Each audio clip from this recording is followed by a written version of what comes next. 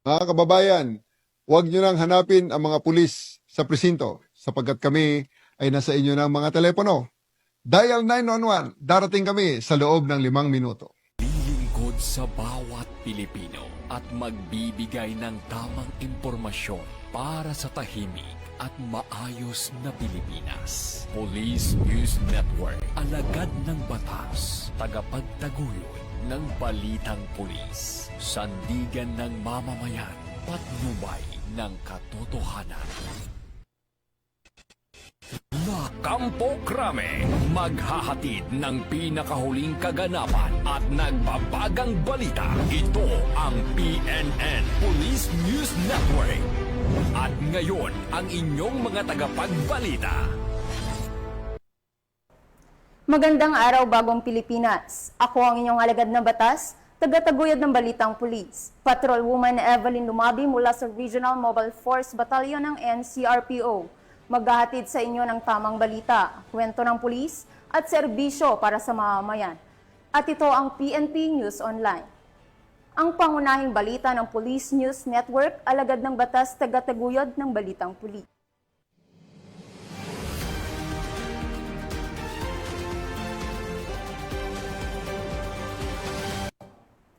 Narito ang mga balitang dapat niyong abangan.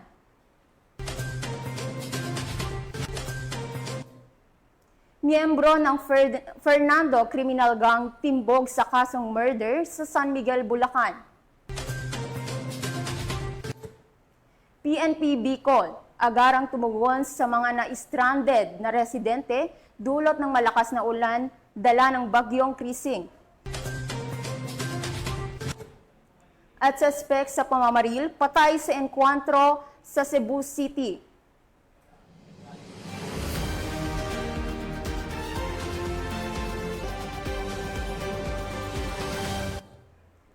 Narito ang mga balitang hatid ng ating PNN correspondents mula sa iba't ibang panig ng bansa.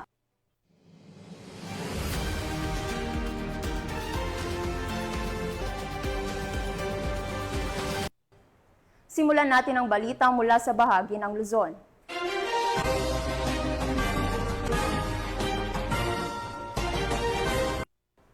Ipinamalas ng PNP Bicol ang mabilis na aksyon at malasakit sa publiko matapos ang agarang tumugon sa mga na-stranded na residente dulot ng malakas na pag-ulan at pagbaha na hatid ng bagyong Krising. Ang report mula kay Patrolwoman Vanessa Sol. Tugon sa agarang pangangailangan ng komunidad, matagumpay na tumulong ang mga miyembro ng Revitalized Police sa Barangay Makabugos sa ligtas na pagtawid ng mga na-stranded na guro, estudyante at residente sa spillway ng Barangay Bunsod ng biglaang pagtaas ng tubig dulot ng malakas na ulan. Sa mabilis na pagkilos ng Revitalized Police sa barangay, naihatid ng ligtas ang mga individual na hindi makatawid dahil sa panganib ng rumaragasang tubig. Kaakibat ng kanilang serbisyong makatao at malasakit sa kapwa, tiniyak ng mga pulis na ligtas at maayos ang bawat pagtawid habang pinapaalalahanan ang mga residente sa kahalagahan ng pag-iingat sa panahon ng masamang panahon. Ayon kay Police Colonel Julio C. Año-Nuevo, Provincial Director, ang nasabing pagtulong ay bahagi ng patuloy na pagsusumikap ng Revitalized Police sa barangay na mapalapit sa komunidad at mapanatili ang kapayapaan at kaayusan sa barangay lalo na sa panahon ng kalamidad. Niya, ang kapulisan ay hindi lamang tagapagpatupad ng batas, kami din ay katuwang ng mamamayan sa oras ng pangangailangan. Ang kaligtasan ng bawat isa ay aming pangunahing layunin. Sa harap ng pananalasa ng bagyong Krising, mas pinaigting ng Police Regional Office 5 ang kanilang kabuoang paghahanda at pagtugon upang matiyak ang kaligtasan at kaayusan sa buong rehiyon. Pinaalalahanan ng pamunuan ng PNP ang publiko na makipagtulungan sa mga otoridad, manatili sa ligtas na lugar at i-report agad ang anumang insidente sa pinakamalapit na himpilan ng pulisya o sa pamamagitan ng PNP hotlines. Mula dito sa Legazpi City, Albay, ako ang inyong PNN correspondent, Patrolwoman Vanessa Sol, alagad ng batas, taga-taguyod ng Balitang Pulis. Maraming salamat, Patrolwoman Sol. Tiniyak ng Police Regional Office 1 ang kanilang kahandaan at mabilis na pagresponde sa posibleng epekto ng bagyong Krising sa rehiyon sa pamamagitan ng pagsasagawa ng pre-disaster risk assessment kasama ang mga lokal na pamahalaan at iba pang ahensya ng pamahalaan. Alamin ang detalye ng report mula kay Police Corporal Mark Anthony Pico. Na ang mga kapulisan ng Police Regional Office 1 sa posibleng epekto ng Bagyong Krising sa isinagawang pre-disaster risk assessment meeting kasama ang mga lokal na pamahalaan at iba't ibang ahensya ng gobyerno.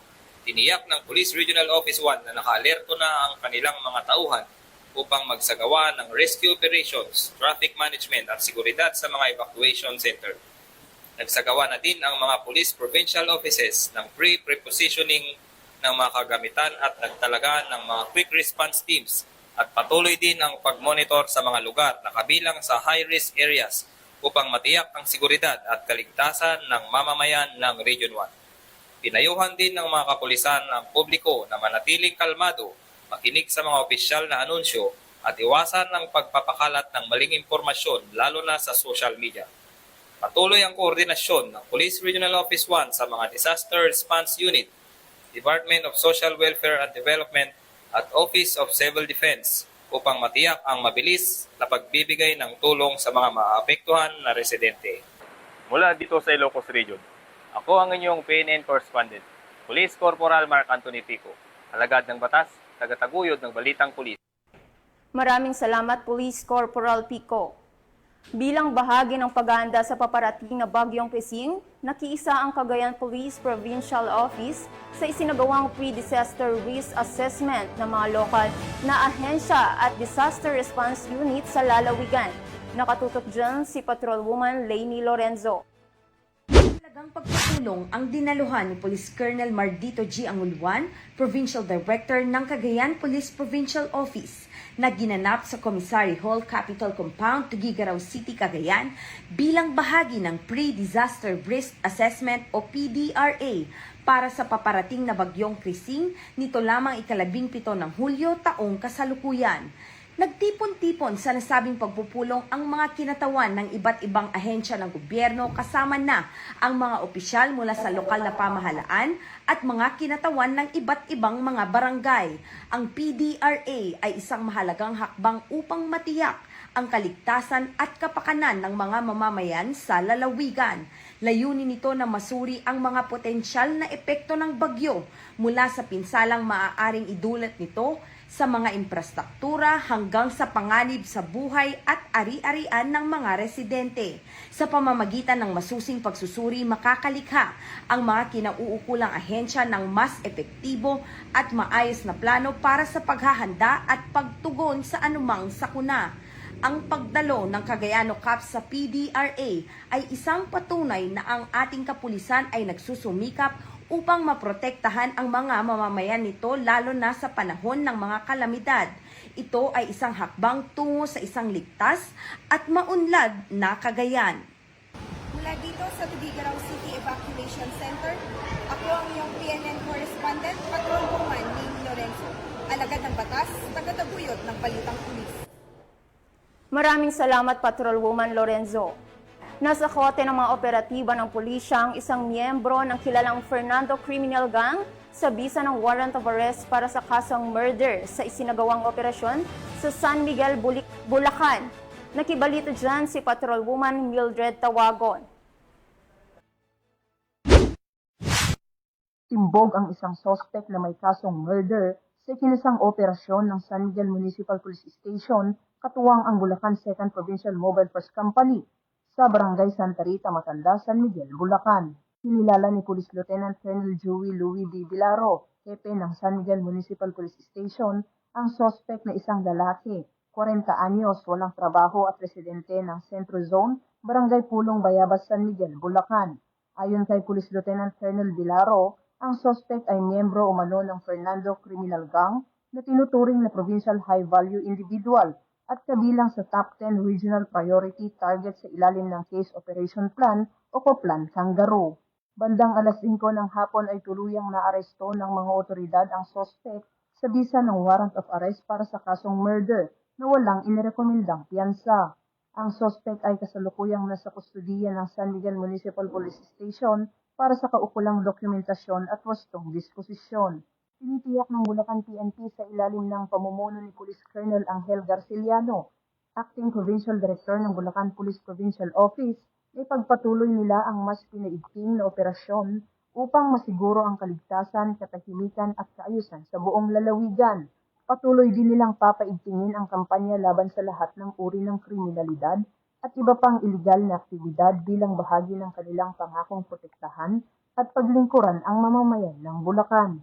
Mula dito sa Bulacan Police Provincial Office, ako ang inyong PNN Correspondent, Patrolwoman Mildred A. Tawagon, alagad ng batas, tagataguyod ng Balitang Pulis.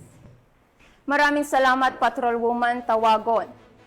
Bilang tugon sa inaasahang epekto ng Bagyong Krising, nakahanda na ang mga search and rescue teams mula sa iba't ibang himpilan ng pulisya sa Cordillera upang tumugon sa anumang emergency na maaaring idulot ng malalakas na ulan at pagbaha.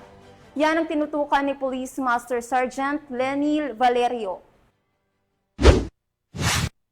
Nakahanda na ang search and rescue team mula sa iba't ibang police provincial office ng Rion ng Cordillera bilang paghahanda sa posibleng epekto ng Bagyong Krising at nagsagawa ng masusing inspeksyon ng kagamitan nitong araw, 18 ng Hulyo taong kasalukuyan. Ang inisyatibong ito ay bahagi ng tuloy-tuloy na pagsisikap na palakasin ang disaster response at suportahan ang komunidad sa panahon ng sakuna. Layunin na ang aktibidad na masiguro ang kahandaan at kakayahan ng search and rescue team sa pagtugon sa mga sakuna. Mula dito sa Rion ng Cordillera, ito ang iyong PNN Correspondent, Police Master Sergeant Lenny Valerio, alagad ng batas, tagataguyod ng Balitang Pulis. Maraming salamat, Police Master Sergeant Valerio. Walang takas ang 4 na hinihinalang drug personalities matapos madakip sa isinagawang bypass operation ng PNP sa Pasay City. Narito ang detalye ng report mula kay Patrolwoman Mika May Bahiwa. Nasa kote ang 4 na drug suspect sa ikinasang bypass operation ng mga tauhan ng Pasay City Police Station sa Barangay 145, Zone 16 sa Pasay City. Kinilala ang mga suspect sa mga alias na Boy, Elisa, Rose at Irish, na pawang nasa drug watch list at walang trabaho. Nasamsam sa operasyon ng Station Drug Enforcement Unit ng Pasay ang 9 na sachet ng hinihinalang shabu na may timbang na 19.7 gramo at tinatayang may halaga na 133,960 pesos kasama ang marked money at isang plastic case. Nasa kustodiya na ng pulisya ang mga suspek habang isinasagawa ang investigasyon.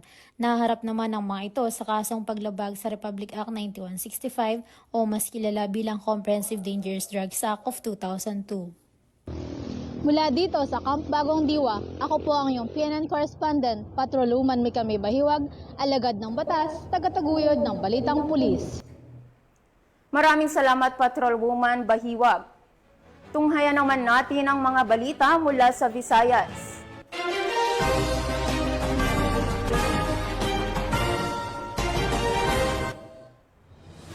Nasobi ang isang lalaki na pangunahing suspek sa isang insidente ng pamamaril matapos makasagupa ang mga rumespondeng pulis sa isang hot pursuit operation sa Cebu City. Alamin ang iba pang detalye mula kay Patrolwoman Annalyn Canoog. Unahing suspects pamamaril matapos sa isang mainit na engkwentro sa pagitan ng mga pulis banda alas 5:01 na madaling araw sa Barangay Suba, Cebu City noong kalabing 6 ng Hulyo sa taong kasalukuyan. Kinilala ni Police Captain Gian Carlo M. Reyes, Officer in Charge ng Police Station 6, Cebu City Police Officer na nasawing suspect na si Alias Imat nasa hustong gulang at residente na si Tiwakwak, Barangay Sawang Calero, Cebu City. Ayon sa ulat ng pulisya, nagsasagawa ng hot pursuit operation ng Police Station 6 at Tracker Team matapos makatanggap ng impormasyon na namataan ng suspect sa General Jean Street, Barangay Suba. Makalipas ang insidente ng pamamaril sa nasawing biktima na si Ricardo banda alas 4:15 na madaling araw. Habang nagsusuri ang mga kapulisan sa isang makitid na daan sa lugar, bigla silang pinaulanan ng bala ng suspect. Tinamaan ang isang pulis ng 3 beses sa katawan, ngunit sa kabutihang palad ay naksuot ito ng ballistic vest kaya hindi siya nasugatan ng malubha. Gumanti agad ng putok ang mga mortiba at napuruhan ng suspect sa kanang binti. Patuloy pa rin sa pagpapaputok si sospek kaya't nauwi ito sa matinding putukan na nagresulta sa pagkakabaril pa sa sospek sa kanyang katawan at ulo. Agad isinugo ng sospek at nasugatan pulis Cebu City Medical Center para sa agarang lunas. Sinikap pa ng mga doktor na sa pinambuhan ng sospek ngunit dineklara nitong patay kalaunan dahil sa tinamong mga tama ng bala. Samantala, ligtas na mga papagaling sa ospital ang pulis. I commend the relentless and continuous effort exerted by police station personnel for successfully neutralizing G alias Imat and the responding and follow-up operation regarding the shooting incident victimizing Ricardo. I would like also to thank the support of the barangay constituents for giving information that lead to apprehending the lawless elements. Your cooperation and participation are much Correspondent, Patrolwoman Annalyn N. Canoov, alagad ng batas, tagataguyod ng Balitang Pulis. Maraming salamat, Patrolwoman Canoog. Nasaksihan ng mga miyembro ng Regional Advisory Group for Police Transformation ang ipinamalas na 5 minutes response capabilities ng Police Regional Office 6 sa isinagawang simulation exercise. Magbabalita dyan si Patrolwoman Ledilyn Bansagon. Muling ipinakita ng Police Regional Office 6 sa pangunguna ni Police Brigadier General Josefino D. Ligan, Regional Director ng Pro-6 ang kahusayan at bilis ng kapulisan sa pamamagitan ng 5-minute police response capabilities sa mga membro ng Regional Advisory Group for Police Transformation and Development 6 na pinamumunuan ni Chairperson Professor Mary Ann Tupas Gumban sa Camp Trufalo B. Delgado, Fort San Pedro, Iloilo City. Ito lamang ika-17 ng Hulyo taong kasalukuyan. Nasaksihan ng grupo ang kahalagahan at tibong implementasyon ng programa sa pamamagitan ng serye ng simulation exercises. 2 simulation exercise ang isinagawa sa Iloilo City. Isa rito ay gumamit ng 911 emergency hotline habang isa pang SIMEX ang ginanap sa Boracay, Malayaklan. Ang aktibidad na ito ay patunay ng kahandaan ng Pro-6 na agad tumugon sa anumang uri ng emergency upang mapanatili ang kaligtasan ng publiko. Binigyan din ni Police Brigadier General Ligan na ang layunin ng programang ito ay hindi lamang pagpapakita ng bilis, kundi pati na rin ang maayos na koordinasyon at efficient na operasyon ng mga tauhan ng Philippine National Police sa oras ng pangangailangan. Sa panahon ngayon na mabilis magbago ang sitwasyon ng seguridad, mahalaga maipakita sa mga stakeholders at publiko na ang kapulisan ay handa at may kakayahan na tumugon sa loob lamang ng 5 minuto mula sa pagtanggap ng tawag. Dagdag pa niya, ang pagkakaroon ng mabilis na response time ay makakatulong upang maiwasan ng mas malalang insidente at masiguro ang kaligtasan ng mga mamamayan. Sa pamamagitan ng ganito mga pagsasanay, pinatutunayan ng Pro-6 ang kanilang matibay na pangako sa kaligtasan at seguridad ng bawat komunidad sa Western Visayas. Ito ay nagpapakita na sa oras ng pangangailangan, maaari nating asahan ang kapulisan na agad darating upang magbigay ng proteksyon at solusyon. Sa huli, nananatiling pangunahing layunin ng Pro-6 na itaguyod ang isang ligtas at mapayapang rehiyon kung saan ang bawat mamamayan ay may kumpiyansang ang kanilang pulis ay mabilis, maaasahan at handang magserbisyo anumang oras. Mula dito sa Police Regional Office 6, ako ang inyong Police News Network Correspondent, Patrolwoman Ledilyn Bansagon, alagad ng batas, tagataguyod ng Balitang Pulis. Maraming salamat, Patrolwoman Bansagon. Narito naman ang mga balita mula sa bahagi ng Mindanao.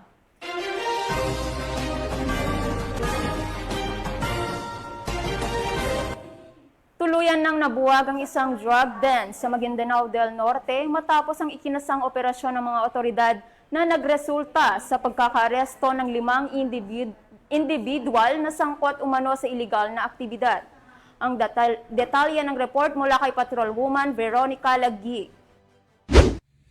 5 individual ang naaresto matapos mabuwag ang isang drug den sa bisa ng matagumpay na anti-illegal drugs operation sa Sitio Daywan, Barangay Tanuel Datu, Odinsinsuat, Maguindanao del Norte. Nito lamang 16 ng Hulyo taong kasalukuyan.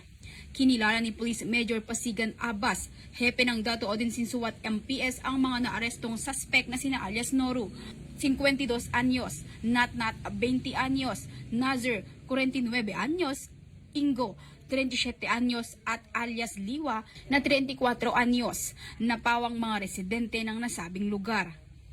Sa ikinasang operasyon ng Maguindanao del Norte PNP, nakumpiska ang tinatayang 15 gramo ng hinihinalang shabu na nagkakahalagang humigit kumulang 100,000 pesos, isang shotgun, magazine, mga drug paraphernalia at bypass money na ginamit sa iligal na aktibidad.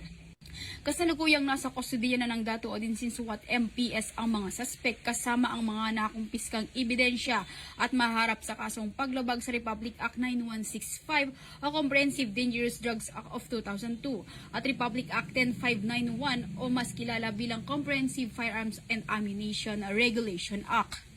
Patuloy ang pinagting na kampanya ng pulisya at lokal na pamahalaan ng Dato Odinsin Suwat laban sa iligal na droga upang matiyak ang kaayusan at kapayapaan sa kanilang bayan.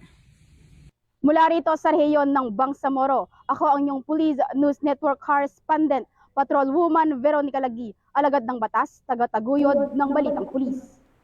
Maraming salamat, Patrolwoman Lagi. Nasa kote ng mga operatiba ang isang high-value individual sa ikinasang bypass operation sa Davao del Sur. Matapos positibong mabilhan ang hinihinalang shabu, tinutukan yan ni Patrolwoman June Mary Joy Rupin. Isang drug personality matapos isinagawa ang bypass operation nito lamang Hulyo 17 taong kasalukuyan sa Purok 4, Barangay Southern Paligi, Padada, Davao del Sur. Ang operasyon ay sinagawa sa pangunguna ni Police Major William O. Katipay Jr., Chief of Police ng Padada Municipal Police Station, katuwang ang mga tauhan ng Philippine Drug Enforcement Agency. Kinilala ang suspect sa alias na Dol, na isang high-value individual, 48 anyos, at residente ng Purok Madasigon, Barangay 3 de Mayo, Digos City. Na-recover mula sa suspect ang hinihinalang shabu na may standard drug price na humigit kumulang 6,120 pesos at iba pang mga ebidensya. Kasalukuyang nasa kustodiya ng nasabing istasyon ang suspect upang duman sa tamang disposisyon at maharap sa kasong paglabag sa Republic Act 9165 o Comprehensive Dangerous Drugs Act of 2002.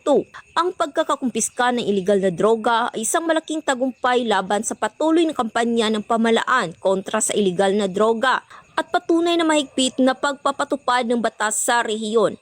Patuloy ang investigasyon ng mga otoridad upang matukoy kung may iba pang sangkot sa iligal na aktibidad ng naarestong suspect. Mula dito sa Police Regional Office 11, ako ang inyong PNN correspondent, Patrolwoman June Mary Joy Rupin, alagad ng batas, taga-taguyod ng Balitang Pulis. Maraming salamat, Patrolwoman Rupin. Bilang parte ng paghahanda para sa inaabangang Tinalak Festival 2025, opisyal nang inilunsad ng South Cotabato Police Provincial Office ang kanilang incident management teams sa ilalim ng operasyong tinaguriang Oplan Tinalak 2025. Yan ang balitang hatid ni Patrolwoman. Pinangunahan ni Police Colonel Samuel T. Kadongon, Provincial Director ng South Cotabato Police Provincial Office, ang press conference tungkol sa Incident Management Team Uplan Tinalak 2025 na ginanap sa PDRRMO, Cordal City. Kasama sa nasabing press conference sina Mr. Rolly Duan Aquino, head ng PDRRMO at Fire Officer 3 John Paulo Cabuga ng Bureau of Fire Protection 12. Kasama din ang mga media personalities at iba't ibang ahensya ng gobyerno na nakatalaga sa pagpapanatili ng kaayusan sa nasabing festival. Tinalakay sa nasabing conference ang mga hakbang sa seguridad, safety protocol at koordinasyon para sa Tinalak Festival 2025. Binibigyan din ang matibay na pagtutulungan ng South Cotabato Police Provincial Office at napamalaang panlalawigan ng South Cotabato sa pagtiyak ng isang mapayapa, maayos at matagumpay na pagdiriwang na nagpapakita ng mayamang kultura at masiglang turismo ng lalawigan. Tinitiyak ng South Cotabato PNP na maging ligtas ang mga residente at turista sa buong pagdiriwang ng Tinalak Festival 2025. Mula dito sa Rehiyon 12, ako ang inyong PNN correspondent, Patrolwoman Vina Morales, alagad ng batas, taga-taguyod ng Balitang Pulis. Maraming salamat, Patrolwoman Morales. At yan ang mga balitang nakalap ng ating PNN correspondents mula Luzon, Visayas at Mindanao. Sa ngalan ng pamunuan ng Philippine National Police sa pangunguna ni PNP Chief Police General Nicolas Torre III at sa pamumuno ni President Ferdinand Bongbong Marcos Jr., kami ay maglilingkod sa bawat Pilipino at magbibigay ng tama at balanseng balita. At kami ay muling nagpapaalala na huwag ninyo nang hanapin ang mga pulis sa mga presinto sapagkat kami ay nasa inyo ng mga telepono. Dial 911. Darating kami sa loob ng 5 minuto. Dahil sa bagong Pilipinas, ang gusto ng pulis, ligtas ka. Mula rito sa tanggapan ng tagapag-ugnay ng Pambansang Pulisya, ako ang inyong alagad ng batas, tagataguyod ng Balitang Pulis. Patrolwoman Evelyn Lumabi mula sa Regional Mobile Force Battalion ng NCRPO, maghahatid ng tamang balita, kwento ng pulis at serbisyo para sa mamamayan. At ito ang PNP News Online, ang pangunahing balita ng Police News Network.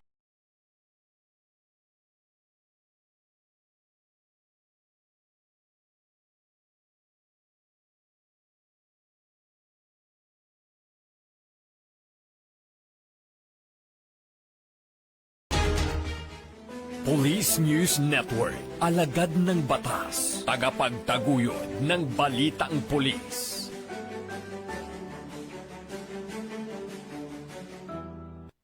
Mga kababayan, huwag nyo nang hanapin ang mga pulis sa presinto sapagkat kami ay nasa inyo ng mga telepono. Dial 911, darating kami sa loob ng 5 minuto.